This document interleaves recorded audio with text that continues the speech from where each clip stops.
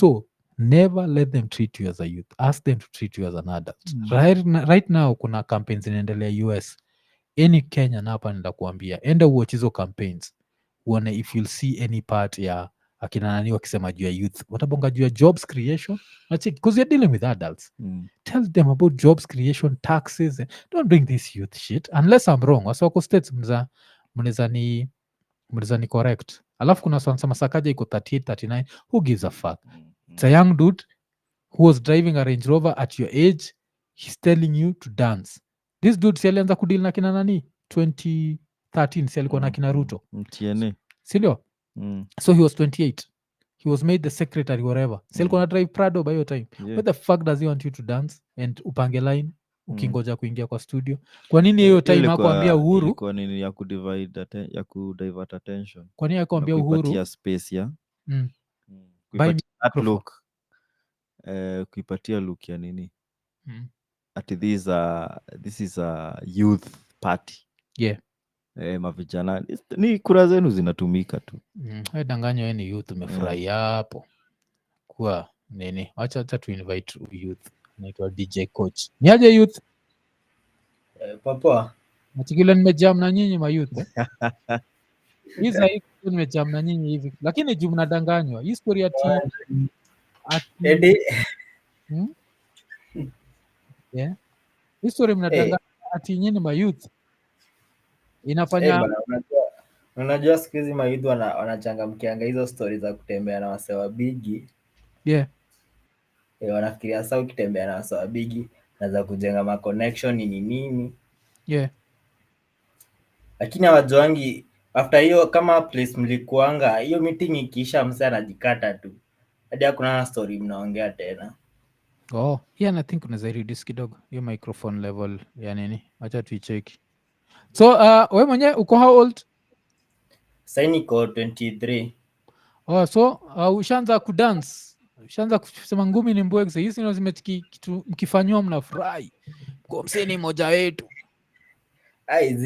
Mi hadi nimegraduate last. Uko na study? Usijali, kuna studio inakuja jo, utarekod. Maybe nikuwe DJ kwa hiyo studio, but hata DJ nafanya fan. Sana sema atajengewa sijui studio akwe ma DJ. Ile tu kujibamba tu. Yeah, but so history ya finance unaona kupata job ama what's the plan saizi? Plan sahi ni kuguza tu ma stuff za online. Ukienda ma interview nini. Yeah. Ma interview zikikaa unaenda tu, but si eti unafanya tu kitegemea upate job. Okay, alafu nachiki hapo pia umesema something very good umebonga juu ya online. So instead of these stupid studios, what if we'd subsidized Nairobi internet? Najua like Sakaja angechapa deal na Safaricom ikwe Nairobi residents. Yeah. Like as long as uko between the vicinity ya Nairobi, hii internet ni cheap. But unala? Yeah, ni kama ukishop easy malls. Yeah. There are malls ukiingia, their wifi is free. Yeah. So kuna raya meamua kunienjoy. Kanstufagasen anasema wache uongo mwafu na uvae sweta ati 20s. Kanstufagasen wacha nikupatie story jo. Nikiwa around 35 nishaishia niliendaga kuchange specs. Never forgotten that time. Around 35 you guy was living the good life. Okay, saizi najua nimezeeka. I was living the good life. Ile unakwambia like if you want to stay young, make sure spend a lot of time butt naked. Unajua hivyo? And you're wiggling that waist. So na kwa kuna mother muindi alikuwa ananicheck specs. So amenicheck afu akamaliza. Afu akaniuliza age, so how old are you? Nikamwambia I'm 35. Afu akaandika nakumbuka akaandika 2 alafu wakienda kuandika 5 nikamwambia no I've said 35. No, you don't look 35. I was like, I don't know, it's a lot of sex. Does that to you? So afterwards najua nimezeeka because of course when you get married you don't you understand, like, you stop being as active as you used to be. Like being a hoe is good for you. ikikam to as long as you don't get a disease it's good for you because you have a point to prove. You have ukishaoa unaga point to prove, unakuwa tu hapo iko like iko nene ile umepata ndio umepata, but ukiwa yangu na nini. So Kanstu nza ni enjoy saizi, but I used to be the one, man. I used to be the one Kanstu jo. Wacha tubonge na youth fulani jo. Kuna youth hapa jo alienda kwa inchi inaitwa nini, alienda kwa inchi ya Sweden. Wacha tubonge na youth jo wa Sweden. Youth wa Sweden ni aje? Ni aje? Yeah, ushaanza kudance buda. Anza kudance. Unajua mimi anashindwa youth wa Sweden ni mgani, ndo nashangaa. Wewe jo, haujasikia studio? Norway. Buda sina kwa Sweden na Norway. Both by the way, both tu. Lakini mostly Sweden, si ndio? Norway, si mtu wangu ni wa huku. So, Norway bro. Kwa hiyo nafikiria kwa nini tunawana matata kila sasa tuko wote Norway. Ni Norway. Sasa toka Norway studio zishafunguliwa mtaani jo. Kuja jo. Kama yeye mwenyewe atakurap. Si anataka ora. Alikuwa chio space. Hata hizi kuuliza. Mkipata visa za kwenda States nini mkienda huko, mkipata chance ya kuita Nini kwake mnaweza kubali. Buda jo itakuwa ngumu. Sasa sijua amekuambia this is what McMill left. We want you right. Z. Maybe kuna before all this scandal, before all this scandal ningesikia like IKONINI you want to join revolt? Tungeruka. Saizi jua shatoka revolt, of course naweza join revolt as long as ushajua ukiitwa party uko Z. Sijui kama uliona hiyo video nilitumia Diamond. Ile Diamond tulicheki vile Diamond alikuwa anasema kila msemo kutoka kwa DJ anakuwa successful. So maybe pia mkikubali interview mnaweza toka kama mko successful. Juu mbona mbonga story ya nyoka na shanga form ni gani? Acha. Ile nyoka tunasema si day kido. Ni nini? Umesema atukilala dola zikiongezeka buda mimi hata kwa maskini jo. Zizi nilikuwa nasema sikia self-made. Ujinga ati you can sell your soul and make money, it's bullshit. It's nothing. The only way unasema mtu amesell soul yake ni kama wase uchukuaga life insurance na mtu alafu ana dead show mse alafu he makes money off that one, we can say you sold your soul. Lakini ati ile wewe uko tu pahali umekaa chini uko like mimi naitwa self-made, wacha nibonge naso Illuminati niulize hii soul ni dongapi? Buda soul ni dongapi? Okay 25 million sawa, alafu una hang up. Hiyo ni ujinga. Hakuna kitu kama hiyo. That's why niko nasema it's a very stupid concept and people say it and tunainormalize tuko like he sold his soul. Hakuna kitu ya kusell soul, number one. Alafu number two, umesikia vile Gashago amesema ati watu wanauza drugs cost they'll be punished by my God. What the fuck? What the hell? I check it. So hizo story drugs. But no kweli like tagrokia kanairo mazati kwa watu wanaweza do kitu. Mimi nishangaa like kuna wasao naenda ile story ya nini kudonate spam sijui wapi because of spam kama nini. Yaani wasao wanapiga grind. Kitu yote yana do. So kama ingekuwa story ya Illuminati ni kweli. Definitely watu wangekuwa wameza soul mbaya sana. Kwanza uko self-made kama vijana wanaambiwa banjuke ama. Sweden kuna kwa nayo jinga ya youth. We are going to do this for the youth. Huku sasa hata politician ni watu ni kama ni wase hata ni pengine kuna doku waliko. Ni wase wasipo sana by the like hapa hivi ni kama kuserve tu wase like ni kitu ni kama calling. So wase wanafanya hizo vitu. Si hata wako na do. Wase wako na do ni watu different like kama footballers na so hata unaweza kosa kujua hata politics. Kama mimi by the hata mapolitician hata sio watu. Nasikia tu ni so na need cause it's not big hapa. I'll make anything out of it. Like nika tu communal service wana do. Alafu na chiki bigi ni kama mimi jo. Bigi ni youth kama mimi. Bigi ni aje? Buda ni aje? Umecheki studios zimefunguliwa jo. Kuja tuimbe jo. Toka US. Sema IKONINI naenda kuimba. Sakata amefungua studio. Manze headset yangu I don't know headset yangu imekataa kushika nini yenyu? Imekataa kushika? Imekataa kushika sound. Unatusikia mazi? Na hata Bluetooth speaker imekataa kushika sound. So inabidi niwasikize. Unatusikia? Kuwasikia na wasikia lakini kwa sauti low. Okay, si tunakusikia clear kabisa. Nakusikia poa. Yeah. Unatoka state gani? Mi niko all over. Uoni nyuma yangu mi niko kwa track. Ndio nacheki. Okay, but home ni state gani? Dallas. Dallas. Texas. Okay. So haurudi studio kuperform?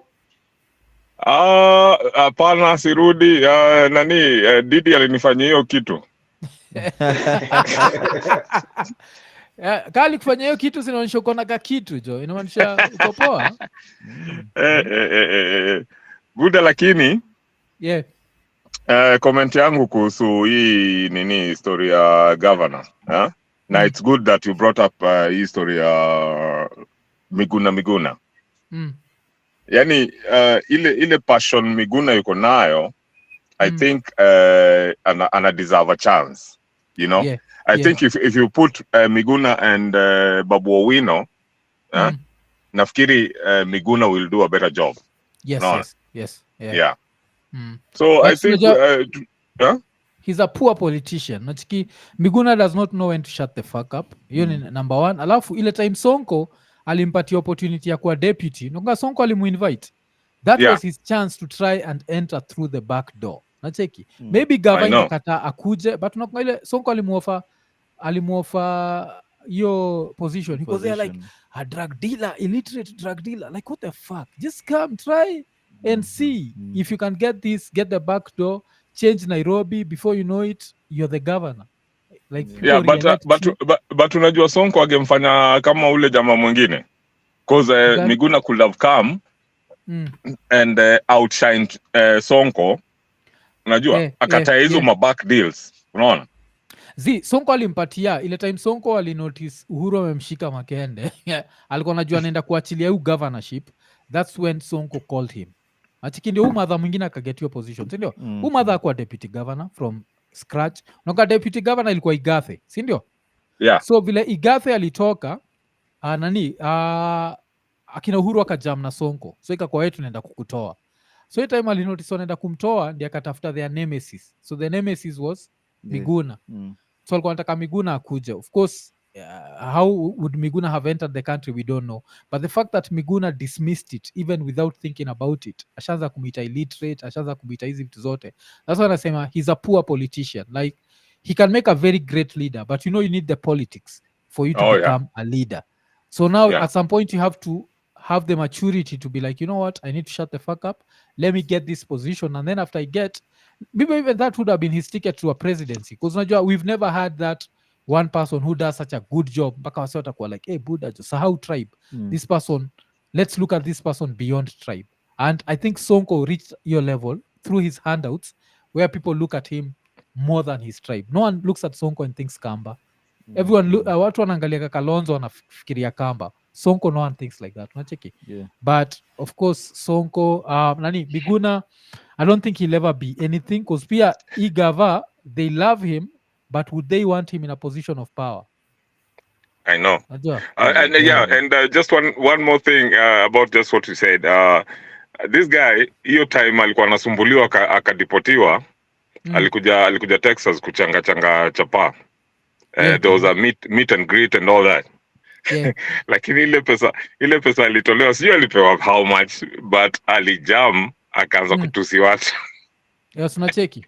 Never knows when to shut the fuck up. Unacheki. Like this, no. Sometimes Jua, it's time to shut up, it's time to talk, that's why I don't think he'll ever hold any position. Nacheki anaitwa Gabriel Oguda umwenjoigi zile that he'll never be the head of a cattle dip in a village, and that's the truth, because you have to know how to balance it out. Like me saizi nianza kunusa governorship, utaniona hapa niko like, Sakaja is not bad. When you think about Sakaja, you change. You have to change. Alafu change. Uingia hapo. Wachiki vile nani pia Ubuda Magufuli alidanganya kina Kikwete. Alikuwa afadhali asante mzee, vile aliingia pale mpaka kina Kikwete alikuwa anamuogopa. Like aliingia pale akabadilika mbaya. So if you are James Gishuru in the 60s, would you have stepped on for Kenyatta? Nope. Fuck that. Hata hiyo sijui nani anaitwa nani Jaramogi for Kenyatta. Mi sikuachija. Mi sikuachi. You know why? Because I think I don't know if it's my rap ego, but mujuaga I'll do a better job than you. like amujuaga hiyo like cause I think I'm obsessed with legacy na amujuaga legacy ita come through wearing a 9 million shilling watch. Like who like lazima tuambie budajo hiyo watch yangu najua ni expect who gives if you need to tell us. Mof, wacha ni digress kidogo kabla nipatie mtu mwingine chance. Yeah. There was a comment I made but I don't think you saw it. Nilikuwa naongelea you inviting a promoter. Yes. You know, because a lot of our waimbaji wote umeinvite. Yeah. They keep on talking about promoters, vile promoters ni wabaya, hakuna mwimbaji hajawahi biwa do, you know? So but, we want to see the view of a promoter. Unaona? But Javan is a promoter. Javan Okelo, Madaraka Festivals, that's a promoter. Si alikujaga? Ama you want now local promoters? Okay, yeah, I remember that. I remember that interview. But my suggestion was if you could just twist things a little bit and invite somebody like Chris Darling, who, first of all, he's a DJ, you know. Okay. Secondly, he's a reggae DJ, unaona, of which haujawahi tuletea DJ wa reggae, you know. And then third, he's a promoter. He's a huge promoter, right? Yeah. And kuna vitu zimefanyika hapa America, you know, when Chris Darling amekuja hapa mara kadhaa, so he has a lot of information about you know, just being invited by a promoter and then himself being a promoter back home, unaona.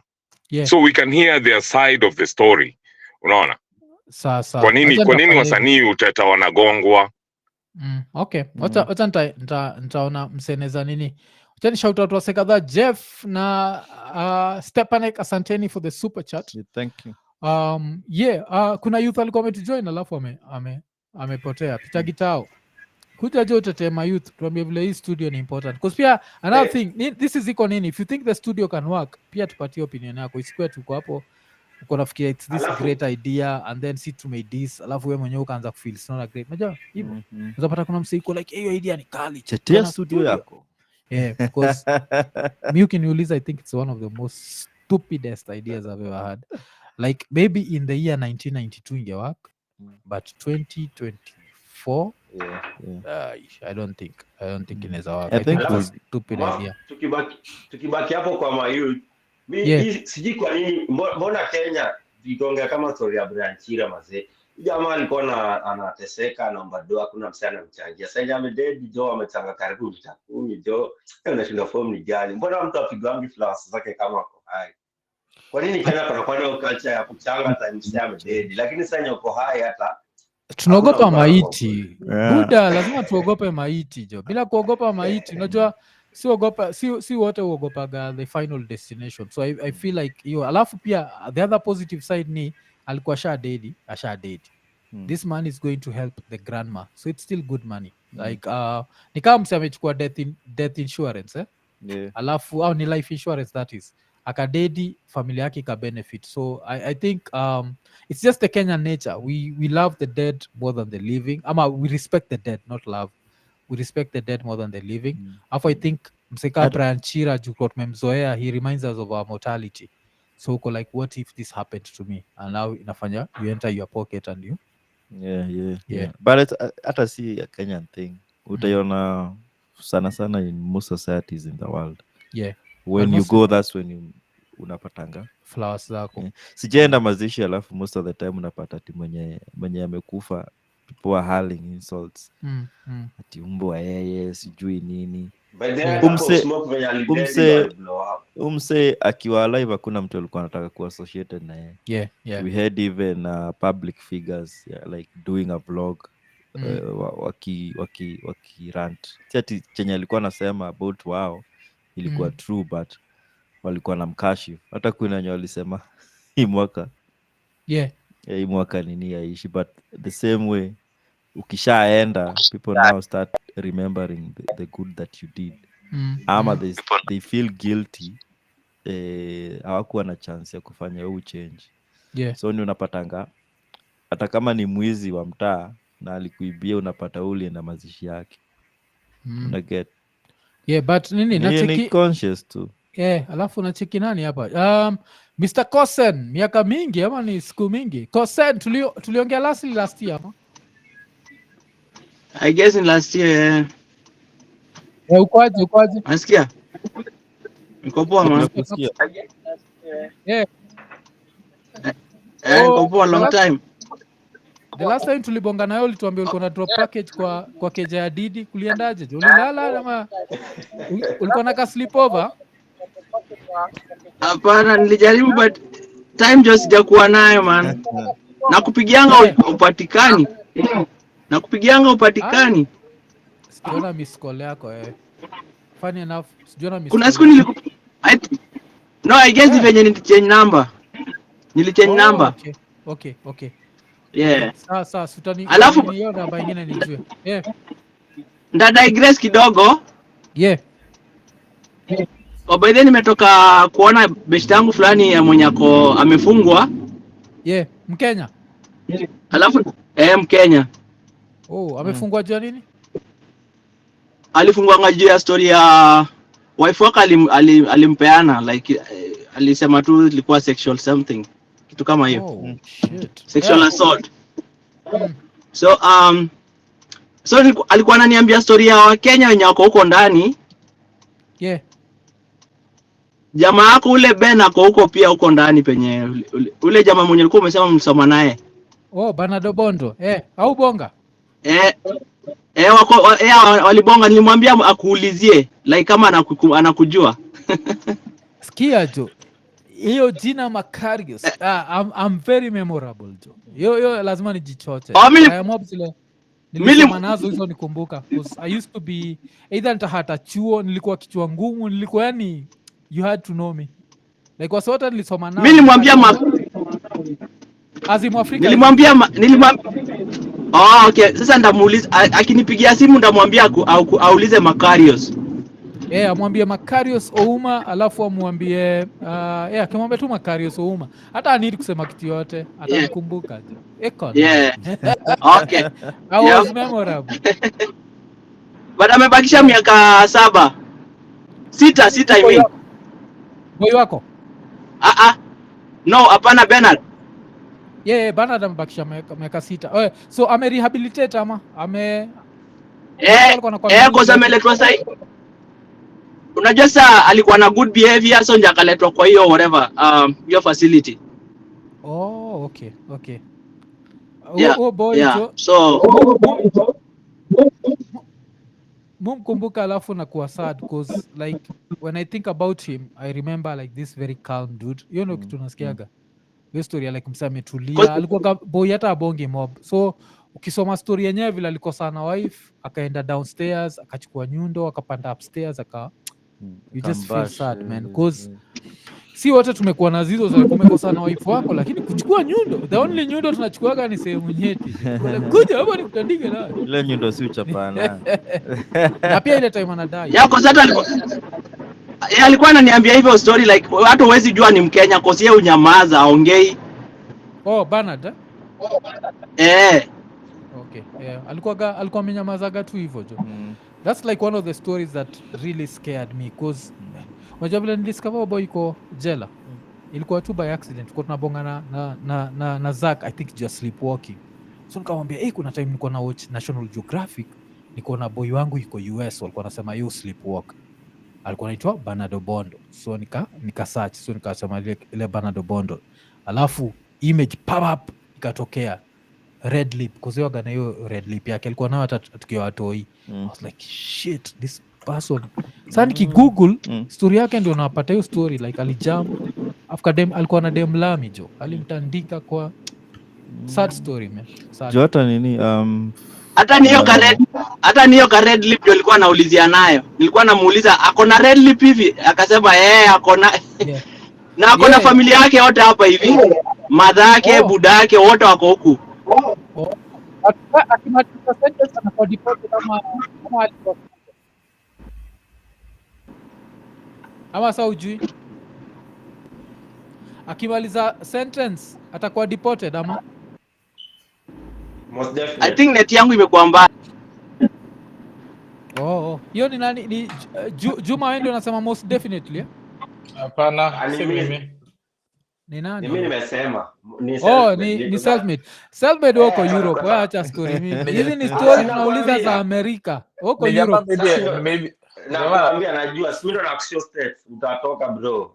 Utatolewa. Na nini za action nikane Norway sahi kuna pia scandal fan Norway hata kama na passport wanakunyang'anya like wanakutoa tena. Najua ya States utatoka akitoka na rudi mtaa. Hiyo ni automatic bro. Okay, sawa. Na boy wako anatoka wen Kosen? Yeah. Boy wako na release wen? Anatoka this year November. This year alafu deportation kama anabaki huko. Mazee ajui mpaka anaongojea tu immigration. Sasa unajua immigration wakitembelea. Sasa hapo njatajua kama anabaki ama atadipotiwa. Huyo ni straight tukajitombe aka. Pole kwake jo. Pole. Yako alikuwa anasema ukiwa citizen like chances yako ya kubaki ni iko higher, lakini kama wewe ni green card holder ni ngumu kiasi. Ni citizen ama card holder? Ni green card holder, so ako njeve mbaya sana like anajua tu like anaweza deportiwa. Sentence zimekuwa for how long? Sentence zimekuwa for how long? Imekuwa 7 years. Amechapa 7 man. Okay. Wow. That is a kwa because unajua hizi stories za state zo alafu US kuna ile #BelieveWomen. Demo anaweza kupeana hiyo hashtag hiyo. Na by the ni historia ni wife kupeana mzee ama mzee kukunywa. Those are the two stories zenye Wakenya wako ndani. Ni story ya kukunywa ama story na bibi na watoto. So those are the two stories zenye unasikia huko ndani sasa. Like alikuwa ananipea stories za Wakenya wenye wako huko ndani ni story na pombe ama ameekelewa ameshika mtoi vibaya ama amefanya like ni wife ama hivyo tu. Hakuna story nyingine. So anajua Kenya kaa ngapi hiyo jela? Anajua kama 6 of them. And that's just one jail. Kosa amesema kuna mkale fulani pia aliekelewa na sijui kama ameekelewa ama unajua mtu atasema tu ameekelewa. Kulikuwa na yani kuna neighbor wake Mkenya Mkamba. So like walikuwa na babysittiana watoi like kama yako home kama ule ameenda job hivyo like you know vice versa. So huyu kama akamwaccuse huyu mkale akasema ameshika mtoi wake. So amepewa 7 years na sasa nje ameanza tu amepewa sasa ako 1 year. Ndio tu ameanza tu saa hii like ako 1 year sasa hii. So far. Alafu kitoka hapo lazima kuwe registered sex offender. Si ndio? Na inakuwa registered. RSO jo, registered sex offender. Sinile kupop up take it nani. Kosen. Unarudi Kenya na uliza, so what were you doing in America? I was an RSO.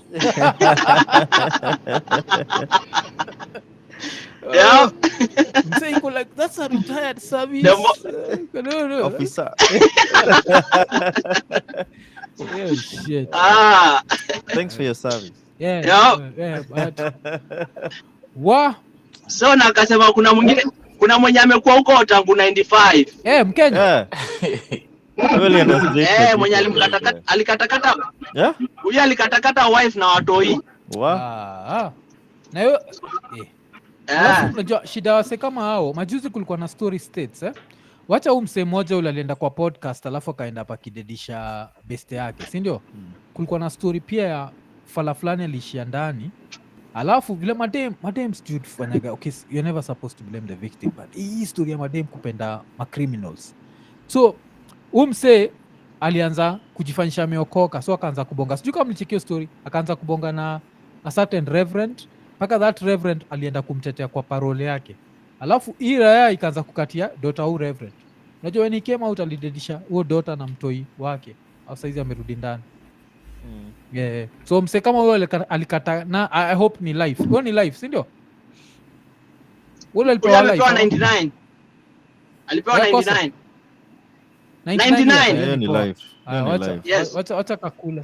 Yes, ndio na hiyo ni poa. 99 ni poa. Ama atakawa 80 hivi. Wacha tusikie. Sambakisha 60. Mr. Giorgio ma. Niaje buda. Niko poa sana vipi? Texas kukwaje? Texas tuko poa. Yeah. So what I can say ni ngano mo terijela rongi ngano mo monegi.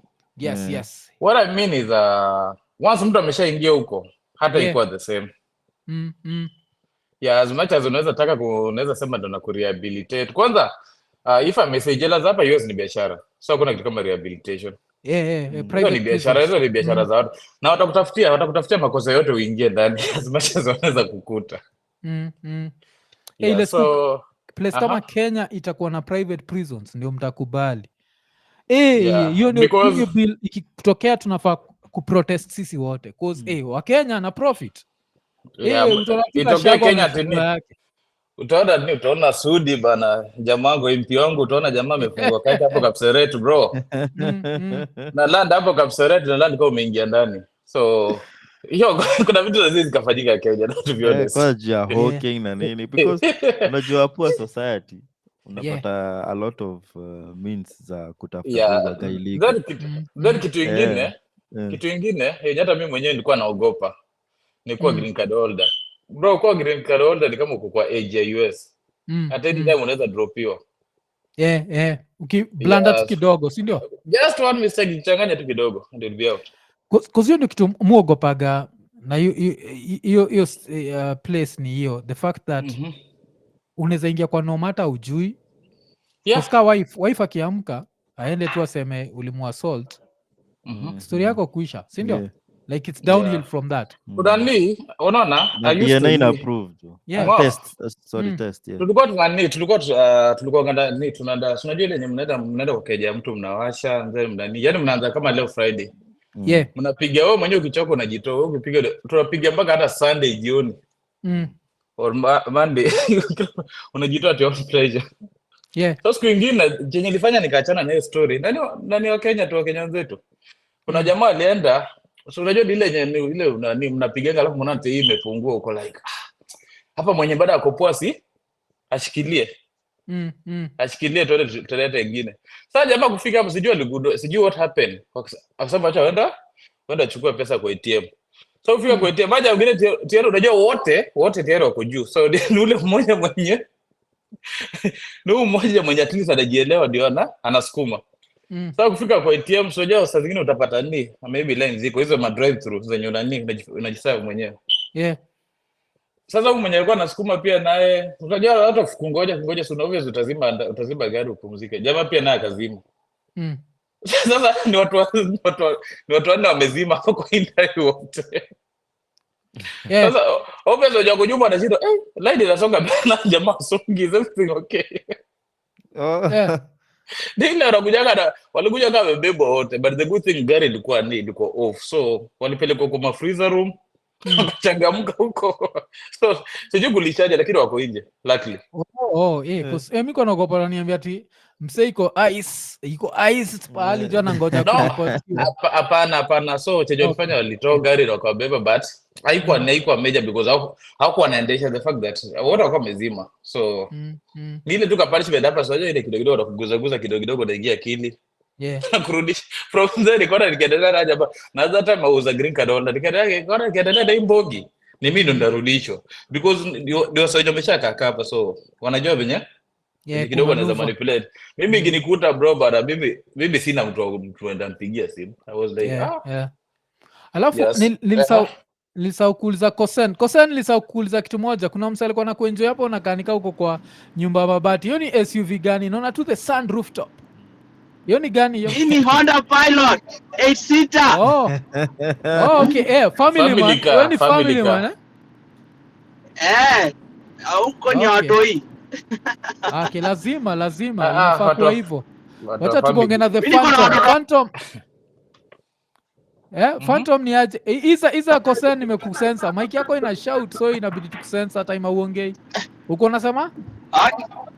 Mwambie niko na watoto 5 sasa asicheze na mimi. Kama kuna msiaji kupull out ni wewe jo. Hii raya ijui kupull out kabisa. Alafu ni mic ya Evans ilikuwa inatupatia echo karibu yote. Hata tuone kama imerudi. Yes, mic yako ilikuwa inaleta echo. Bonga Evans tukuone. Uko fiti? Uko poa saizi. Sijui kama ilikuwa nini. Wacha nisalimie huu Phantom alafu turudi kwako. Cause Phantom tunajua ni Eriko Yugi na usi Eriko Yugi. Huyu ni nani? Ni aje buda? Kwani umechukua jina Eriko? Unajua Eriko? Iko pale. Iko hapo Cause huyo ndo the Phantom tunajua jo. Mimi ni yule imbo. Ni aje buda? Niko tu hapa. Makario, niko tu hapa. Nimechama. Wewe ndio tunakujua. Wewe ndio the Phantom. Tunashindwa huyu ni nani? Tuko poa. Na ngoja mrudi kuongelea msema Dimples. Mimi niko na issue na msema. Okay. Sawa, sema yako. Acha Evans akupatie chance, akuachie the floor. Wacha Evans go through. Zangu ni Quran for long. Evans tuambie jo. Ni aje buda? I think Evans wewe ndio ulinitag kwa story gani? Kwa story ya Murkomen kupatiana job Na pia I think ile analysis fulani about hiyo story ya Joey. But of late nimekuwa nikiangalia sana stories za jela. I think to get that fear cause na I'm happy. I'm one of the people on your advocate sana for Ndrende juu ule mse anapiganga hiyo story jo. Unaogopa jela. So I can't wait for that episode. The funny thing is that kuna mse mwingine pia alikam kwa show, I think ni Obina, some pastor guy pia alikuwa jela for a while. Na alikuwa anaambia Obina nakuombea sana usiende jela. And then Obina anamuuliza like nitaenda jela aje? Akamwambia like kwenda jela nikaa kudedi, like unastukianga tu umededi au jela kama aje. So anyone anaweza jipata nikaa kushuta messed up situation. Kushuta at least unajua juu ulikula sijui mayai ngapi, but anyway unaweza jipata hapo anytime na ni sad. About Igava youth, wacha tungoje I work. Evans unakuaga how old? Uko 20? Mimi niko 25. Sasa nyinyi ndio mnafaa kudance. Nyinyi ndio mnafurahishwa mkiona banjuka. Tunaambia tu dance just to. Wacha nikuulize kama youth unataka kutreatiwaje as an adult ama a youth? Which one do you think would push you further in life if you're treated as an adult or if you're treated as a youth? To be honest, kutreatiwa as a youth, I mean, what does it mean? It's just total nonsense kwa sababu once umefika the 18-year-old mark, you've got to get things going.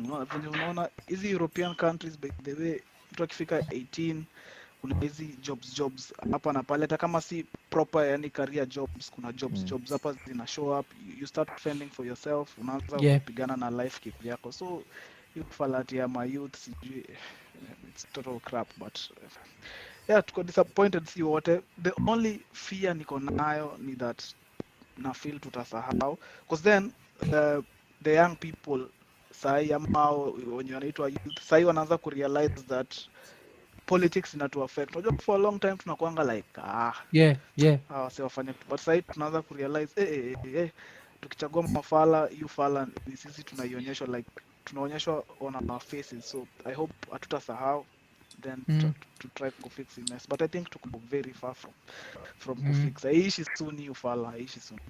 Hata I think vile umesema hivyo mpaka nimefikiria kunafaa kuwa na superhero Kenya jo anaitwa Nyahunyo man. Na Nyahunyo man hata mimi alikuwa nafaa kunipata the past election hiyo jinga ya kuskip elections tunafaa kujua. I think hii gava imetuonyesha how important elections are. Kusikiona hizi vile mseka Sakaja amedosika haraka mpaka anaanza kununua mavitu hazijuani.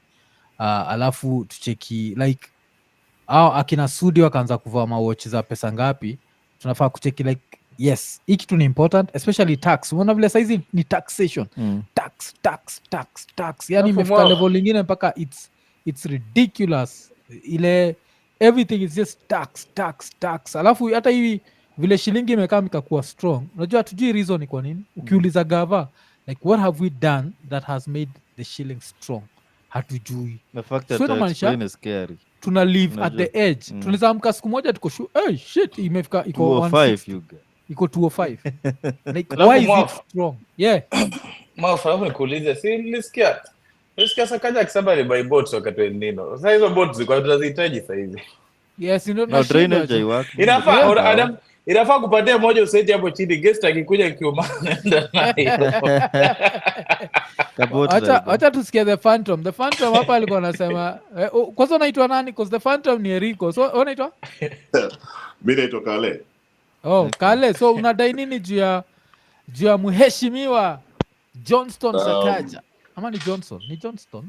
Johnston. Arthur, anajitanga Arthur. Unajua kwanza mtu akiitwa Arthur hawezi kupigia siri. Oh, ni Arthur. Sasa unajua anatoka James University so Arthur Dale. Ni Arthur Sakaja Johnson kwa jina yake? Siko na Johnson bali. Yeah, ni Johnson. Arthur Sakaja. But honestly, the way government inakuwa run nika aje. Starting with the mambo ya housing finance, I make sense. Like the kids when you wanna lack shule. Na mashomo zina hata classrooms. And you want to build access in Nairobi for people who are staying here. Doesn't make sense. We are trying to deal with first world problems when we are a third world country. Those are the biggest issues that we have in this country. And ukitoka huko unakuja Nairobi, even the simple things that you can see in town, there are bad roads in town. Yenye unaweza kukata tu kona ukaiona. You want to ignore things, you want to deal with hata lunch za watoi yenye it's not even well organized as per now. So kuna deal ya 900 million Buddha without origin bottles. That's the biggest worry. Like all they do is PR. Igava imeiva PR. Hakuna kitu imeiva ni PR. Oh, we have done this. We have done this. But the most important thing that should be done, they've not even tried to solve them. Issue kama traffic is still there. Hata ukiongeza tax. Yes, you can add tax. Every country can tax its people. But if they're increasing the tax, also increase the way of life. You cannot increase tax na life yet back in the same. It doesn't make sense. Like, okay, so we may increase tax, don't need help. When you're increasing this tax, make sure that something else is happening. Or else itafanya inapata for those countries that the people don't love it. Kila mtu anataka kutoka country. So what's the point of having this country? Nikaule msee alisema gawane tu kila mtu ende na party yake. It gets to the point because you don't even love the country. Everybody utakutana pesa yatakwambia I'm trying to find a way to get out of Kenya. Investors don't want to come to Kenya because of Siruto alisema anaongeza anataka remittances za nini? Yes, abroad zikwe from $3.8 billion to 10 billion. Yes. Hiyo ni kumaanisha is there a plan ama ni story ya? No, anataka tuishie. Anataka tuishie. Anataka tuishie. Anataka tuende. Anataka tuende. Atasema hivyo. Akona plan ama ni story tu ya bottom up. Unajua hata tujaijua bottom up ni nini mpaka leo. Kwani remittances kuongezeka? Kwani haukuona nini za ile video ya Millicent Omanga? Shida Kenya hata mimi siwezi kalaumu regime, unaona? Siwezi kalaumu regime, ni sisi wenyewe. Unajua Kenya tumeshakuja kuonyesha kuwa lazima upige deal ndio uomoke. Hata sisi wenyewe tunaongea hii regime. Hivi Sakaja saizi akuja kwambia kupatia tenda kusupply maybe microphones bots. Si hata bots saizi kwa sababu tunahitaji honestly. Si nini kuna studio jo. The Onsando mics. Yeah, saizi unasema kuna shida ya portals. Unajua shida ya Kenya ukiona portals badala ya fix mtu ananua gari kubwa. Tunaona mwafa na shop na V8 hata hiyo portal ataisikia kweli. So sisi wenyewe tuko dishonest. Hata kila mtu ako like unaweza sema ule ni mwizi ni kwa sababu hujapenda chance ya kuiba. Wewe ukifika hapo utaiba tu so. Inaanzia kwa akili. So ita take time. Si kitu itachange. Hata kama ingekuwa ni gava ingine, ita take time. Huyo msanii. Unajua hii gava wali overpromise. Whatever they did, they overpromised. Actually ningekuwa advisor Ruto right now ningemwambia if there's one thing you should not do, don't promise anything else anymore. Just work with the promises that you already given. This guy ana promise every Sunday something new. So, ina disappoint. Sasa nafaa con manifesto si hata promises. Si anaguzwa. Because ukibonga about promises jo utamchanganya. But akiguzwa na the Holy Spirit unataka nyamaze jo. Kuna kitu nani? Evans ulikuwa unasema? Kuna kitu Evans unataka kusema? Huyo lawyer ulileta. Actually sija watch the whole interview but Levi Wanyeri manze alispit. Especially time anaongea kuhusu Sonko na death certificate. I mean, say yani hata tuwezi like kuna venye alimention venye kesi za DPP zimepotea zimekuwa dropped. Akasema hata uwezi blame na nikafikiria nikaona ana make sense juu imagine huyo msee na hizo scandals zote si tumemchagua so tunataka tufanye aje so ni sisi tu hii ni I think ni point yetu ya ku look ourselves in the mirror some your reflection of the leaders that we have but sasa kitu nataka kuona tukibonga juu story yote kitu nataka kuona ni is TikTok as powerful as we claim it is? Because can it reach a level where we pull a Senegal? Nachiki kitu ili happen Senegal. Because niko sure iliwashtua wenyewe. Niko sure president akirelease akina Fai 10 days to the elections. He didn't think they are going to win. Unajua hivyo? Like 10 days to an election na release wase. Una-expect washinde kweli? And they won that election. So, sometimes the margin can be so big that but sasa ma politicians wa Kenya, I think shida yao pia wako nao ni they communicate the same thing over and over and over. They need to start hiyo nini ya kuambia wase. Niliwatch Mike Check podcast, nilikuwa na watch anaitwa nani?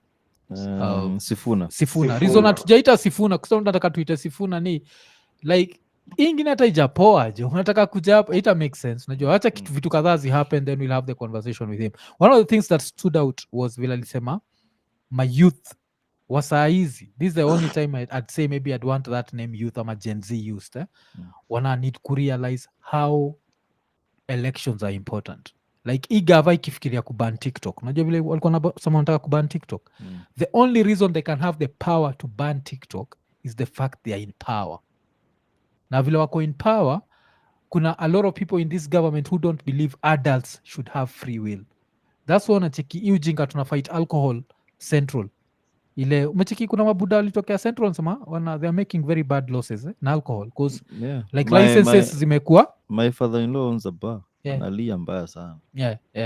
Amekuwa analia baya amekuwa ship they've been bad you guys. So now you see now budaka huyo saizi anaanza kujua how important elections are. The leader that you choose, you have a leader because sijakataa personally mwambegasi I don't drink sindio but the fact that I don't drink does not make me special enough kukuambia you as an adult usikunywe. Who the fuck am I? Ndio so kama hapo anze kusema kutoka leo tunataka kufunga bar. Why? These are adults. An adult should have something that makes you happy. And 70% of reform. Sindio? Apart from makes you happy, something that you indulge in so that usahau problems zako. So kuna sort of indulge in alcohol, others will indulge in this. You can't start policing because saizi una change into a religious state. Like there's a lot of bullshit happening ili unashindwa kunaendaje. So nani mpaka amechange jina to DJ Coach. Buda tunajua wewe bado. Sifuna DJ. Yes. Nikidigress kiasi. Hii story mnasema mambo ya kuvote. Okay, for example kama sasa kuna boy wangu fulani wa Burundi ako Kenya, jamaa ako stranded. Unajuanga hizo stories za kupatana na wa nini ma agents juu tunapeleka tu maji bla bla bla. So I think jamaa alispendo nini hata kimtumia hizo visa nilikuwa nacheka. Jamaa ametumiwa ati offer letter ya job Australia visa nini. Sasa alikuwa na camp Kenya ndo sasa wa finalize alafu sasa ishie. So kufika huko mimi alinitumia tu definitely nijue yeye ameoshwa. So nikamwambia na jamaa ako stranded ana form ajui yote mimi anajua tu. Basi anashindwa for example hata nikitafuta makarao tunaweza trace huyo mwenye amemgonga but unapata hata kishikwa utapata for example huyo karao ndio afanye hiyo job. Of course hakuna kazi ya bure. Let's say tumetumia do kupata and then ukishapata huyo mtu huyo msee pia maybe ako na kitu then tena anatoka tu. Sasa unaona hata ukichagua the right man like kuna PS watu yani kama ni goal hata ukivote kuna waseni kama gatekeeper sasa sisi tayari shajipanga kwenye hiyo. So sisi hata hakuna kitu tunaweza do. Sijui unapata hiyo point. Lakini To add on your point, kuna hii kitu mtu sema bad leaders are elected by people who don't vote. It's very important. I prefer someone who made a choice hata kama ni wrong. Lakini ule msema na hukuenda hata kuvote, man. Wewe hata ufai kusema anything.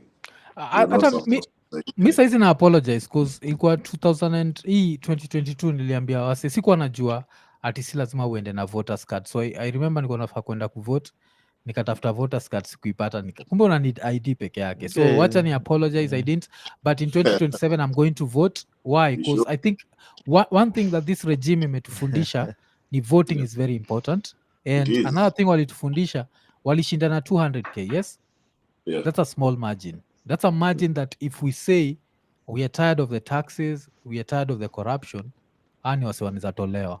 Hii story ati Ruto wase usemaga Ruto is intelligent, Ruto is one man. Hiyo kitu waga inanikatia sana. Hiyo jinga ati no, he's not intelligent, he had an opposition that was sleeping.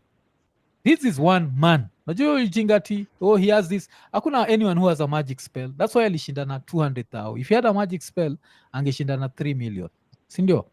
So he can be defeated. Anyone can be defeated. Hata akina Senegal wakiweka this other person, they didn't know nani aneza, and you can be defeated by anyone. Sonko was supposed to be the Senegal president, sindio? Who ended up being president umse mingine. So saizi kunaweza kuwa na mse fulani ule hatujui, kwa saizi hatujui who's running in 2027. But if that person has a strategy and they start now and they make people realize that if these people start banning TikTok, how long till they come for YouTube? How long till they come for freedom of speech? How long till, because hataki watu wauliza maswali. If you're wearing hizi mawatch, Oscar Sudi atavaje watch ya 9 million? Like how? Wacha nikuulize swali. Unataka nione venye hii kura yako inge make difference. Nani saizi Raila amepiga handshake kama hajapiga handshake? Hiyo ni a very very simplistic way ya kuangalia elections. Inakuwaga hiyo ni kama ni ile ujinga. Sikiza buda. Hiyo ni kama ile kusema mapoliticians wote ni sawa. Ruto na Uhuru walikuwa mabeste. Is the country running the same? It's a very different country from Uhuru's time. Uhuru was very different from Kibaki. This shit that all politicians are the same, it's bullshit. And anyone who says that is full of shit. Politicians are different. Sakaja saizi vitu anadu. Ana negotiate. Hii handshake ni juu ya AU. It's not juu ya nini. Ni juu ya now, power is not given, power it's taken. Sindio? Raila, kuna wasusa magali chukua power kutoka kwa budake. Shasikia go story. Mpaka watu wako like, that's why his father cast him. Why the fuck is someone not taking the power from him? Sindio? Because he's mortal. Unajua ni msatadedi siku moja. Si ati ataishi forever. So wezi expect ati yeye. So umse tuseme, because anyone can die. Raila dedi leo. What are we supposed to go back to? A one party state? Ama someone else can pick up? Self-made. Unachiki leo reasoning yako ikikuwa tu it's all about Raila. If Raila is not there. Si hata story ya leaders like tunataka kusema kuna system yenye shapangwa like yani tu kuna waseni waseme tu the chosen one, kuna waseni the chosen one, hata ukifanya nini like kuna the chosen one hivyo ndio mimi nabidi. Ndio nakwambia Kibaki alikuwa vice president wa Moi. Kibaki na Moi walikuwa very different. So a Raila presidency would have been very different from a Ruto presidency, the same way a Ruto presidency is very different from a Gachagua akienda kwa president. Like these people are super different. History tuna wapainting na one brush, tunasema they are all the same. Hiyo inakuwaga way ya wase kujustify. So utapata mse alivote Sakaja anasema hata Igathe angeingia kungekuwa na tofauti, ingekuwa they would have been very different. Mse mwingine ama venye tamaliza on that note, kitu naweza kuambia wacha tuone next election sawa. Hata basi watu wa vote, watu wa but whoever mwenye atakuwa na compete ashinde. Unaona kama Ruto ata step down. Mimi kitu najua tambili tano tena hiyo ni 10 years, hiyo tunajua whatever will happen, hata mwenye atashinda na 200 votes. If the margin if the margin is small you can rig. If the margin is too big hawezi rig. Hiyo kitu ili happen Senegal, ilikuwa hiyo story ya wacha tungoje results, wacha wakaona margin it's too big. Kuna margin hawezi, ni kama Moi in 2002 hangeweza. But if the margin is small, if the margin is 200 nani atarudi? kulingana na venye najua Ruto, afadhali umwagikaji wa damu ikuwe, lakini step down najua atapiga tamu zake. Lakini we can't think that way. See, hawezi fikiria hivyo. Ukifikiria hivyo ndio utasema hiyo siku si vote. Wacha alafu nani uni George Agango unatumia headphones kweli? Cause Buddha tumehakisha mic yako imepiga noise mpaka tukakumute. That's why tumekumute. Unatumia headphones kweli? Hii kitu lazima utumie headphones Wacha ndikuachilia. Ni aje Buddha? Ndizo naendea. Ndio naendea. Ni aje? Okay. Try kufix microphone yako. So self-made, hiyo ni attitude hatufai kuhave. Na ni attitude siwezi taka. Mseme vote. Evans usha vote mara moja tu ama? Mara 2 sasa. Mara 2 hiyo ni attitude saki have Evans as a young person mwanze kusema all politicians are the same. Na very bad attitude. Niko sada kisema hivyo cause then ina undermine your power ya kuvote. Unajua when you say it as an individual ati you kura yangu moja inge change kitu, then like in the last election the amount of people wenye kuvote ilikuwa too much. Yes. And yeah, like just like Senegal maybe pia tuko na same politicians every time na pia hiyo tunafaa kuchange. So apart from pia kuvote, I think if ulisikia Sifuna alisema pia watu wanafaa kujitolea kuvae, because then you make the difference by okay, wacha tujaribu mwafu leo, because manze politicians na diapers ni the same, they should be changed often and for the same reason. Yeah. Okay, Yeah, so I think just to add on what just to add on what you're saying, like when you say we vote, it doesn't mean like you vote with the crowd. Just make your own voice heard. Yes. Moment you make your own voice heard, you'll have made your choice, whether it's right or wrong. Just make but sure. But at least you played your part. Than to come here useme wase walivotia Ruto ni wabaya, wewe mwenyewe kumake effort ya kutoka kwa nyumba to change something. So let's just vote and make your own choices. But as you're making the choices, also remember the policies that people vote for. We can't think like all politicians are the same. We have seen people like the Busia senator is doing great. He's doing great. If someone did not vote for him because all politicians are the same, maybe you could have lost a very good person in that particular election with the mentality. Hata ukicheki interview ya Sifuna venye alisema, so unapata mwafu umepiga hiyo kura yako moja. Then kwa hiyo inaitwaje hiyo place watu vote, inaitwaje hiyo location? Polling station. Yeah, hiyo polling station. Voters maybe turnout imetokea. Maybe hata inafai kwa at least 200. Wewe alikuwa anasema unapata kwa MP nini watu ni maybe 3000. Alafu jamaa kuna maybe 6000 vote. Sasa kama umevote hiyo vote yako moja, msema amepata 6000 vote kwa hiyo polling station yenye ifai hata kukua. I don't know if you understand my point. So, yes. Inameza hiyo ni kama 247. Kuna watu walivote, mwenye alishinda watu wanajua, but sijaona venye kulienda. So ndio nakwambia cheki, unajua vitu mob lazima tuangalie. 2007 for example, hakukuwa na internet, hakukuwa na smartphones, hakukuwa all this, like internet ilikuwa but not the way it is right now, si ndio? So right now I feel like if whoever is going to run against Ruto, unajua the first thing you have to realize, I don't know, hiyo makelele yanatoka kwa nani? Yanatoka kutoka kwa mtu ni nani? Okay. So anyone who's going to run against Ruto has to know they are going to have the battle ama the fight of their life, sindio? So if you're planning na ujaanza kuplan saa hizi, you're going to lose. Don't even lie to yourself. So lazima uanze saa hizi. Ungeanza ile time he was being sworn in. Yes, unaanza kustrategize. The same way Ruto, as soon as Bible ya 2013 iliwekwa chini, he started planning for 2022. Right now, say what wa Ruto, they are planning for 2027. That's why everyone is stealing. Because wana plan for 2027. So hii pesa wanaiba, ndio takamu wapatie wase, ndio wase wa vote, wase wa. So you have to know that. Alafu kuna Ian Ngoge, anabonga jua kitu ingine ile, according to mimi, ni a very simplistic way of looking at things. Anasema, but if Rao was president, he wouldn't flaunt his wealth in front of, alikuwa anasema hivi, hii point ya if Rao was revolutionary, hiyo nishaisemaga, history ya ODM governors, they performed really badly, yes? But history ya Babu Owino kushoot mse, you can never blame that on the leader of a party because it's the system is messed up. It's up to the Kenya judiciary to step up, sindio? But 'Cause hiyo pia politicians tuna walk wataangalia- away from the point of we are not talking about a revolutionary president.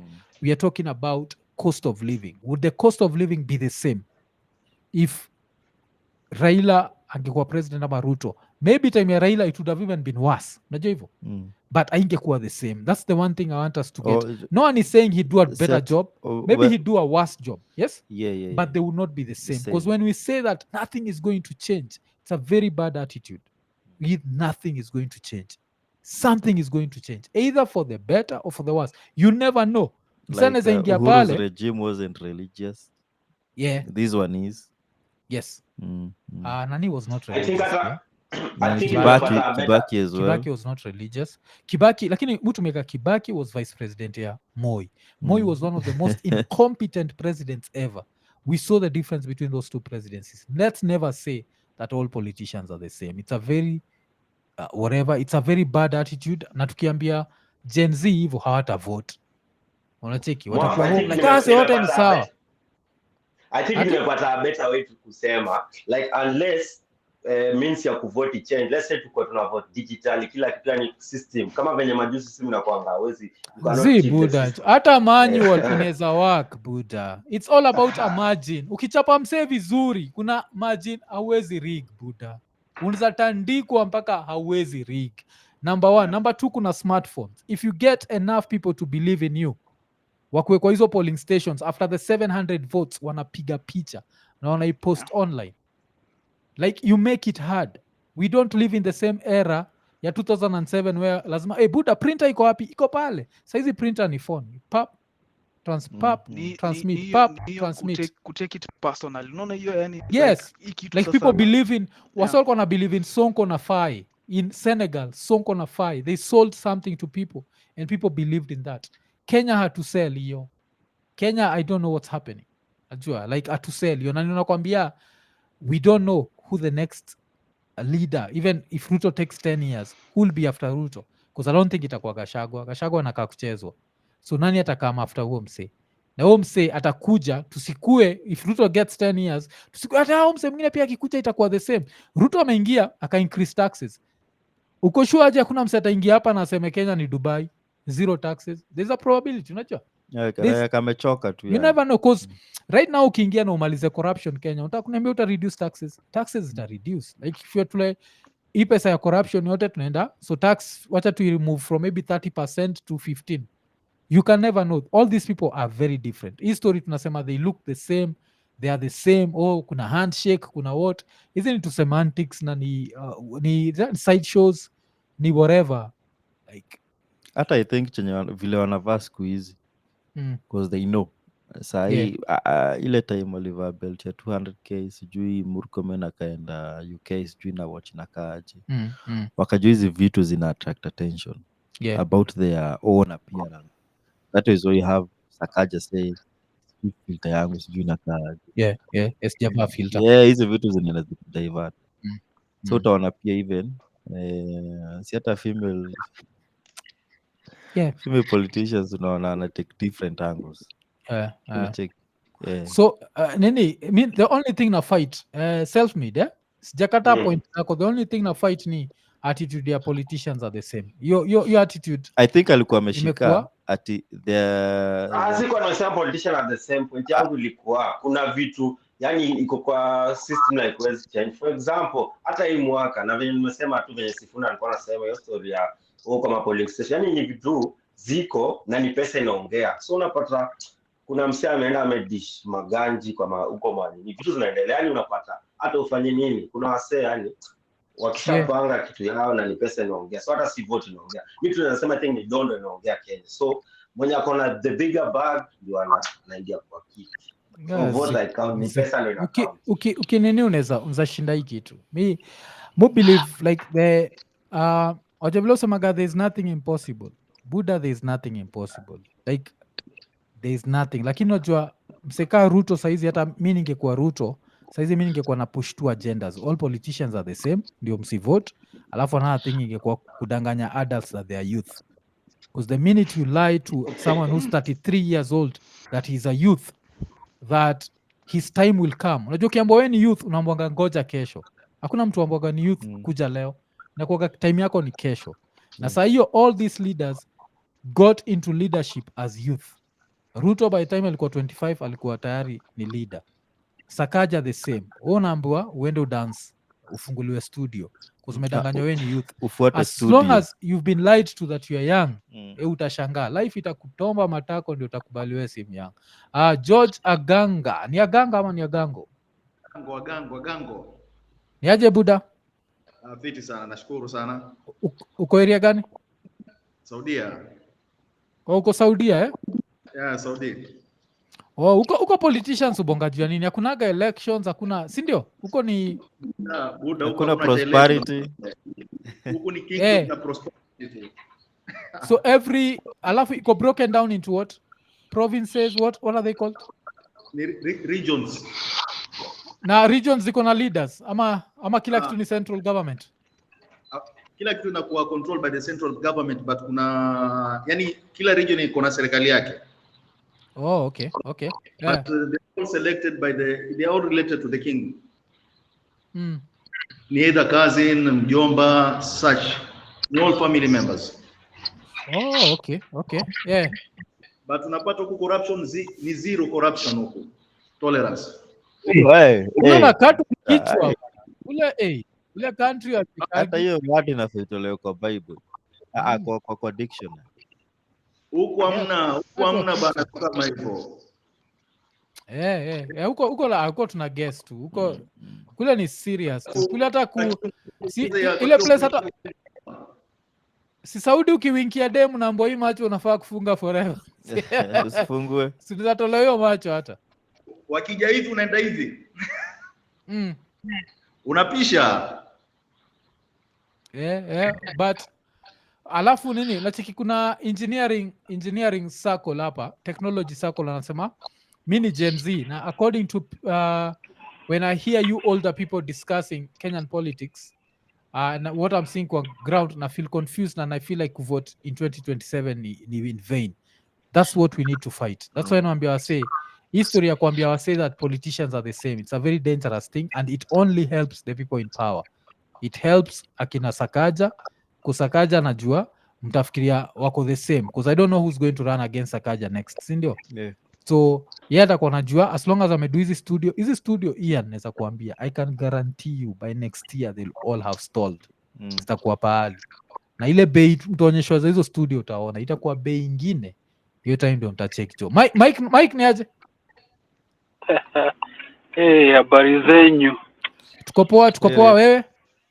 Niko poa. I'm surprised bwana ameleta Biggie. Biggie is my boy from way back. Biggie waga mtu wetu sana, anakuwaga mtu wetu. Kwa sababu Biggie asante for the super chat. Nimeona amerusha super chat hapa na sikumshout hata. Biggie tumetoka naye mbali boss. Yaani sana. Sana. Wapi? 254. Tuko Kaburu, Nairobi West, tukaenda Loresho, tukajikuta Texas, tukajikuta Virginia.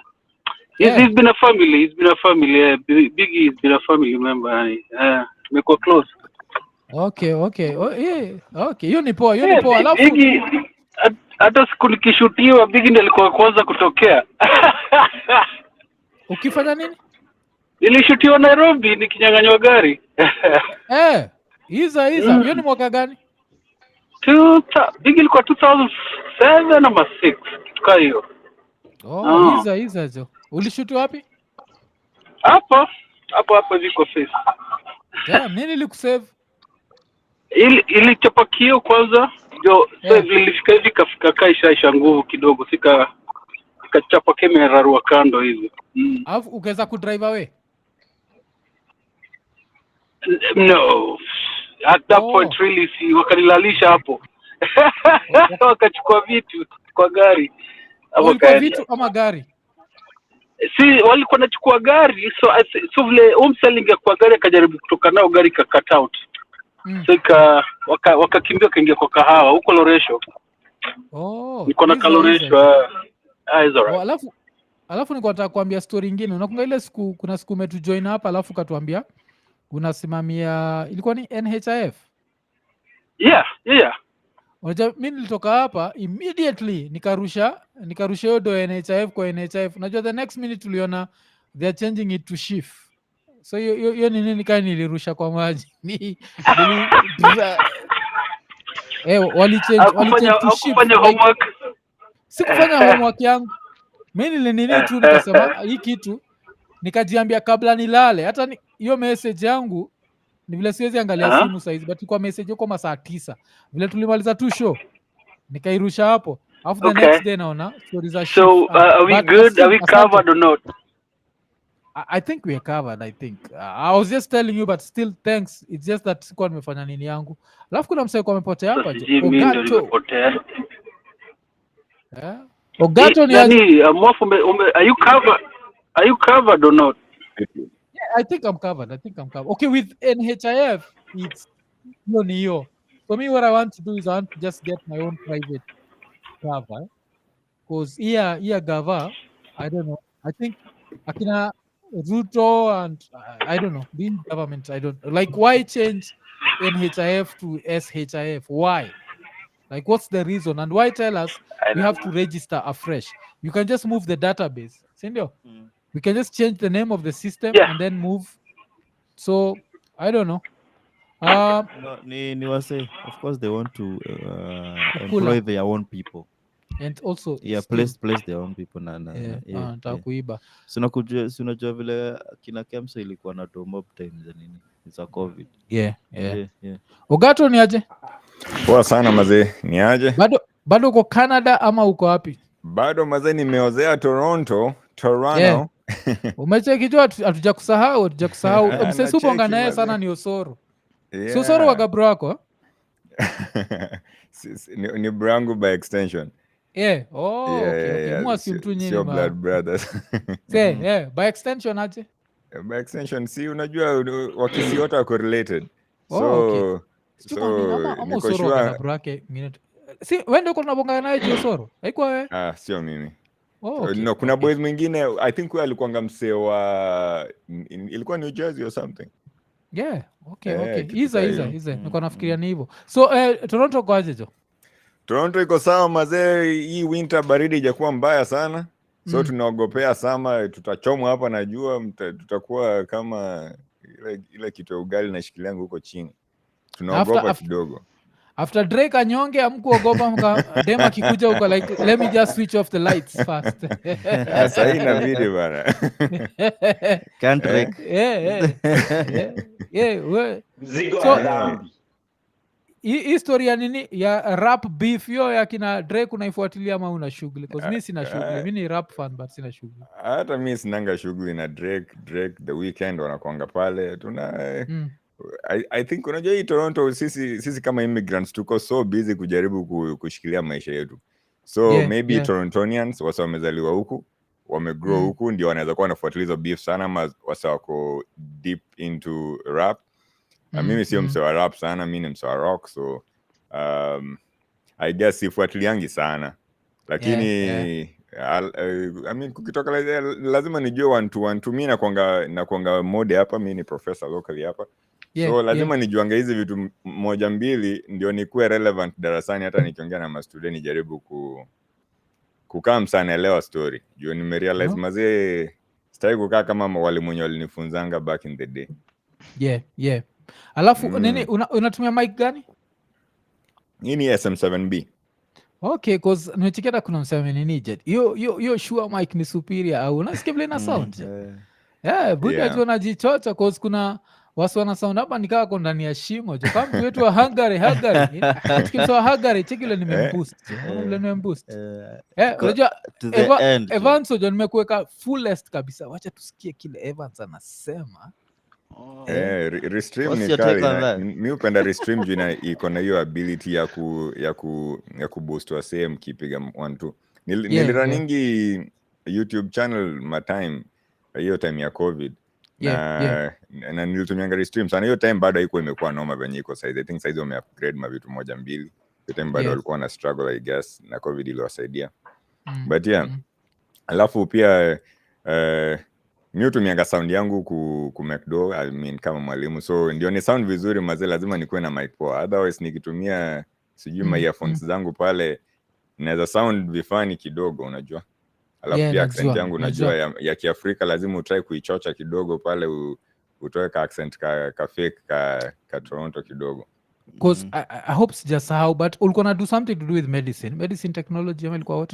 Regenerative medicine, like stem yeah, ni ule cells, yeah. Yes. I remember something like that because it's been a minute, it's been long kiasi, but imekuwa mi wafuatilia mazeni time tu inakosanga, so my time ninakuja napata ka live kanaisha, alafu nina rewind naanza kuwatch kutoka mwanzo, alafu I think ikikaa kama 20 minutes hivi mnaipeleka private. Yeah, lazima tuka privatize ndio tuweze kukaekea ads na vitu kaa hizo. Kusata saizi vile na cheki jo ni saa 8 naanza kufikiria time yetu ya kuishia Kajitombe. Niko na swali though, hii story ya Sakaja juzi amesema 2050 Nairobi itakuwa na wase 10 million. Yeah. So itabidi amefanya nini? Wase wamezoea kuishi na hizo ma high rise. I think hiyo pia nafikiria it's a very simplistic way ya kuangalia vitu. Cause China saizi inasemekana iko na 7 ghost towns, Cause China pia walikuwa na the same reasoning, like after this time everyone is going to come to the city. But hii inani take back to kuna clip fulani ya 1972 kuna clip ya 1972 ya kabuda fulani mlami alikuwa ameenda na mtoi wake, alafu they were looking at a computer and the computer was big, alafu alikuwa anaambia wase like, do you know that at some point everyone is going to have a computer in the house, and apart from that people are going to be able to work from very far. 1972 nataka imagine how big a computer was. So kamtoi kake kako pale kanamwangalia zile za buda amechizi, what's happening like 50 years later. Yes, so kwanza kubelieve that everyone is going to move to the city, like we used, because back in the days rural to urban migration was a must, because you had to come to Nairobi to make money. I don't think that's true right now. And I feel the more internet ina penetrate and it's going to different places, the more wase watakuwa like I can run my online store from huko, niweke vitu zangu Jumia, vitu zangu zikiwa Jumia zinatoka hivi zinadistributiwa, me I just stay wherever I am. So I feel like it's a very simplistic way ya kusema watu wataenda kuzaana, watu watakuwa hivi, watu watakuwa let's build all these high rises. Hizi high rises ziko saizi and they are empty, and it's not like people are still looking for houses, but those houses are too expensive, number one. Apart from being too expensive, ziko na ma issues ziko nazo. So I feel nini tu ya Sakaja tuna there's an episode we were watching, it was about cars, but they ended up talking about real estate. Niko Top Gear, and they were doing about in Spain, Barcelona. We were walking through, and they paused to just talk about that ghost town. It was a ghost town in Barcelona, and that was in 2009. And the problem with the government here, that people are building houses people can't afford. And that's what's happening in Nairobi. And the fact that unasema about how computers zilikam zikienda zikiwa smaller to fit in a room, zinatoa watu like you don't even need to go out, you know. People who work from the house. The same way internet inaenda iki expand, because ina expand ni vile tu saa iko na ni gava tu, ni strategy ya gava, because ataki wase wengi wa get information. So ile time of course itakuwa na need, because companies bado zita look for profit, na wataweza ku bring prices down. Napata mse wako Ocha ako na high speed internet, I need ku come down. So hiyo mathematics yake philosopher bana. Hii story ya TJ Nairobi itakuwa na this amount of people, alafu in 2050 Sakaja won't be the governor, so he just needs to shut the fuck up. Just deal with problems as easy. Deal with your problem here. There's enough housing in Nairobi right now. Like, so there's so many high-rise houses, but they are not affordable. So why creating more non-affordable high-rises? Because hizi ma high-rise haziundwi na gava, zinaundwa na Chinese, sindio? And the Chinese who are creating them, yani who are building them, no one is moving into those houses. So why are we still approving the same Chinese waendelee kutengeneza makeja And you know the Chinese, there's so much they can do. Because I say, your country, a lot of stuff works. And I think it's just that we meet some very dumb leaders and they can never ask like, yes, where else can we make money? Sawa, can we move one of these sweatshops that you don't need? To say move up Africa, alafu to split the profit in this way. You still make whatever you used to make, but you get cheaper labor here. By the way, we built a hospital in 48 hours. Alafu mwafu kina Murko sijaelewa ati mshakishika dola kwa design ya SPAC unapiga oxygen donga. I think mwafu ni mtu unaweza kuwa na 200 billion sahi. Na msee ajui hata kama uko na kakitu. The only person unaweza Mwafana. Sina. Mimi wako na pesa. Mi sisi Evans anajua. Evans mimi nikiwa nayo nikiwa nayo nini wase wataona apart from ndani how what will people see outside? Electronics, a black Range Rover autobiography hiyo tu. Lakini story ati watch there will be signs. Watch na nguo kama kuna kitu I don't give a fuck about watch na nguo. Kiatu nitavaa sasa Jordan Origi sasa hiyo time ile sasa niko na bilioni kwa bank sana zavaa sasa Jordan ya $200 kwa sasa unajua it does nothing to me. Lakini saa hizi sushi na tukienjoy Rapture waga na ma Jordans zingine sushi na tukimwenjoy like buda uko sure hii ni Jordan kweli hizo ni majodo kwa episode fulani ya Dr. Kingori Jimmy Wanjigi alikuwa anaongelelea why many rich people go for watch. Inakuanga some sort of to maintain wealth bila kukua nayo kwa bank, so you buy this expensive custom made watch ama sijui ziko like only 9 or 10 in the world and then you keep it, then utauza later at a profit. So maybe that's one of the reason because do wenyewe sasa wanashika kuweka kwa bank na nini raise alarms. Okay, ina make sense jo. So unasema jo ni money laundering tu kwa mkono, lakini sasa shida ni utauzia nani? Kuna watch like worldwide. Hautaiuza at the same value like Oscar Sudi kama ameshikiliwa 9 million, by time anauza atauza at 4 million. Surprisingly Jimmy Wanjigi alikuwa anasema utauza more at a profit. Okay. As long as I looked at it from that level like the Kenyan government will go for that apartment yako in Kileleshwa but they won't go for your watch. Aje hivyo. But mwafuata ni kama ukijita point yangu ilikuwa kama umepata doi vibaya kama na spapi simona alikuwa na float ndio maana walimkuza sasa kumbe na rent sasa sio rent na wewe wamepona tu juzi tumenunua rent watakukujia kuna hiyo but zizi kama ni do chafu buda kama ni do chafu the only thing wasotajua nao nitabidi kuje ndani ya keja ushindwe umse iko na 83 inch OLED G4 how this is a 1 million shilling TV that's how utajua but huko nje mimi mse natumia kabro safi naenda coast unaweza ishia uchukue gari on loan unajua hivyo like naweza enda nichukue S class size coast na ilipia polepole like after a few months you go nimeshinda na pesa unakuja unaichukua nachukua ingine so I can still hide but mi si msewa hivyo karibu kuishia Kajitombe so acha tugote wase kadhaa. DJ Moz uko area gani? Mimi niko side za Sydney msema. Washaamka muone anashangaa good morning mazi hapo ndio saa 4 asubuhi. Ulishia show nini mkurugenzi? Nilishia ilikuwa fiti sana by the way. Kujaa mna represent lazima huku tuna represent. Unajua tukiwa hii mtaa maze tuna misingi the Kenyan pop culture. Jumaze hizi za walami maze mimi nilijaribu tunaelewa. So once in a while when hizi our say come hizi kama sana kama at the moment Grouch yako area actually anafanya the second show Sydney leo usiku. Mimi waga na hype vitu bila aibu jo. Kwa unajua promoter wote mwambie hata asilete IKONINI. Mwambie jo alete Rapture jo. Achapie stand up tu moja. Kani za chukua the whole IKONINI. Si lazima tuende si lazima tuende business kweli. But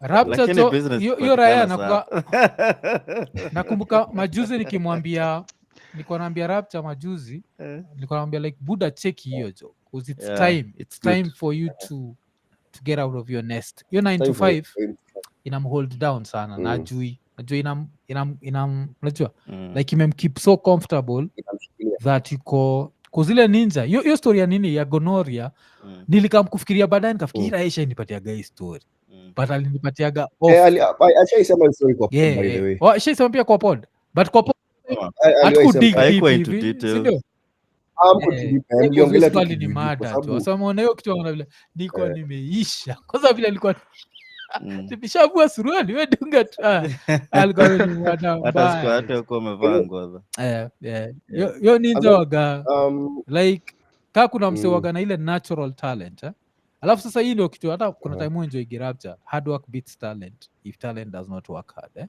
there's a lot of comedians who are not half the comedian Rapture yuko but they work harder than him unajua like they'll do stuff zile ye mwenyewe atadu saizi ndio tumeanza kumharakisha buda jo we ni actor do at least ka skit jo fanya at least cause hii ninja wagani like kuna wase saizi wanafikiri wanajua Rapture you don't even know like 20% ya hii raya si tunaijuaga hii ni ninja mnazaishia na yeye place ingine ile hata one of the things I'm looking forward to ni Sakaja akifungua Uhuru Park tunataka kwenda kudu podcast hapo alafu tuta make sure kaa tunaweza weza kuicapture na 2 cameras ile ucheki kila eki comment juu ya vitu like kuna kamera moja iko kwa crowd yani inachukua background alafu nacha Rapture ongea kwa Rapture pia kitu kingine juu yake waga hiyo era yao waga ni hate mbaya Rapture inajua kuchomea watu so inaweza kwa very funny akisema so tuna look forward to hiyo so hiyo ni ya mkuru unajua vitu hizo zinatupatia hopes that vitu zita happen wacha nani hii mic ya nani ya Maina ilikuwa loud ama I think ndio ilikuwa ina move wacha tuone kama ame improve Maina nilikuwa nimekumute jo wacha tusikie saizi ni better niaje buda fiti nashindo kwa nini nimemutiwa nimeambiwa niende Kajitombe nini zizi sio nyandi tuko karibu kwenda Kajitombe I think ulikuwa na drive bado si ndio I guess so ilikuwa inakuja na noise kibao so that's why tukaamua kunini niko fiti lakini nimesikia mnajitoa nikaamua niingie nashukuru jo kwa kuleta nani Steve Mbogo bana huyo jamaa uanga on point sana although campaign ya 2017 Jaguar Bonina ambio lakini tulimtonga mbio lakini anyway to lose kitu ya maana hiyo time nilikuwa CBD although pia aliadmit strategy yake ilikuwa ufala lakini bado alikuwa akitoa tu maziwa alikuwa na do sana hiyo siku I think hiyo time ni story tu sikuwa nataka kumuuliza but I think inaweza bonga juu yake kwa hii platform but hiyo siku I think kuna msali tuambia aliendaga kijake tulikuwa nawe msali tuambia aliendaga kwa kijob huo msali akamwambia niaje ngoja kidogo ati alienda kwa bedroom chini ya bed akakuja kuja kuonyesha that's $3 million alafu akarudisha kwa keja jo so alikuwa na do hata aliadmit yeye alikuwa myang hiyo time kampeni yake kuingia alikuwa akipiga miti mbili za ovyo nini yake kuingia tu hivi kuingia kuja kutuongelesha alikuwa akipiga miti mbili na hatuyuko mtu mmoja hatuyuko watu 10 tulikuwa watu wengi kampeni zake nimeenda zote za CBD akikuja hiyo time ndio sana tupewe chona song alikuwa akitoa do sana huyo jamaa ni among Boni ni anyako akitoa Boni alikuwa ngati alikuwa akitoa punch lakini Boni alikuwa anatoa kitu yote Boni atoagi yani Boni alikuwa hakuna mtu mwenye ako hata nikwambie Moaf hakuna mtu mwenye ako akitoa hata hiyo Boni hata akakuja hapa naweza muambia mpaka penye tupelea hakuna mtu mwenye ako akitoa hawezi fanya ati siasa hivyo ati udhani ati utakosa kutoa kitu lazima utoe kitu kadogo at least kakuguzisha watu nadhani ati watu wataenda tu chini wa kusikiza wacha kazi zao atitawa kusikize but tunachiki hiyo ndio pia nani alikuwa anasema hiyo ndio sasa mistake jukawa sawa nataka wachotewe cause tunachiki hiyo time like wangeenda na Bonika MP cause Boni hata ni msee mzuri cause vile hawakumvote bado uko unapata ngara wakiharasiwa na makarao wanaenda kumuita Alafu atiboni anakuja kuokoa. Mimi nikistand alafu wasiwasi mimi naweza kuwa mimi ni nitangwa beta X. Tuko tunapigwa na polisi, niko mnataka niongeze nyaunyo watandiki. Like siwezi. Siana ni sababu jamaa alikataa kunini 2022 siku wa Kenya, lakini najua hiyo ndio sababu juu. Ile denye alitoa. Ya. Jamaa alitoa do. Hata Boni akura. Then aliumia kwa. Yeah, Steve alitoa do na alitoa. Yeah, okay. But so mnaweza tuacha sisi tuishie Kajitombe. Si kesho vile tumesema oneni show ya Ndrende. Yeah, it's a very dope show.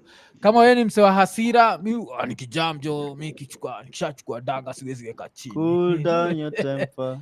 Yeah, utajua. Stories za jela ya Kenya jo. Alafu na nini ya rap charge? Hiyo stand up. Sasa hizi ndio tuna nini nimetoka kuambia wase leo update. Wase wa payment system leo ndio wamenipatia update. By next week it should be ready, the payment system. Ikikuwa tu hivi very fast ina go online. Umetukalishia sana. Hata pongi haikalishangu hivyo mzee. Mimi nataka ionwe kuspia kulikuwa na ndovu ni kuu. Na kuna ndovu ni kuu. Kusa ndovu ni kuu yuko hiyo area DJ Moz yuko. Na nakuka kiniambia Buda nipatieni hii kitu alafu nitry kuona kama Rapture anaweza fika a deal na maosis kidogo. So ni vile itakuwa familia na nilikuwa family. Mlitokea na familia zi haikuwa family show? Yeah. Ilikuwa family. Mko tokea na mtoi? Hakukuwa na any restriction. Jo kuna story moja bana yenye ilikuwa PG rated, hiyo story ya Joey jo. Ilikuwa family friendly event. Okay, cause raya yetu ya kawaida hizi kwa family friendly. Itakuwa nyingine ya ovyo. Itakuwa nyingine za ovyo. But sawa. Time yetu ya kuishia. Asanteni sana kutujoin, si ndio? Yeah. Tumekuwa na nyinyi for your time, basically 4 hours. Natikia only 3 whatever. Okay. Tuseme 3.5 hours. Kabla mwende DJ Moss, sijui kama una communicate na Moss, kama tunaweza bonga. Nilikuwa nataka kuza fulani za Australia au nini. Just in case. Sijui kama uko na namba yako tunaweza tafutana baadaye. Sio WhatsApp, reach WhatsApp ndio connect. Sawa. Sasa haina mambo. Okay, so kama kawaida like, subscribe, na guess kila mtu yuko live ame-like na ame-subscribe. Hit the notification button, tell a friend. Tukimalizia tukisema ekanene.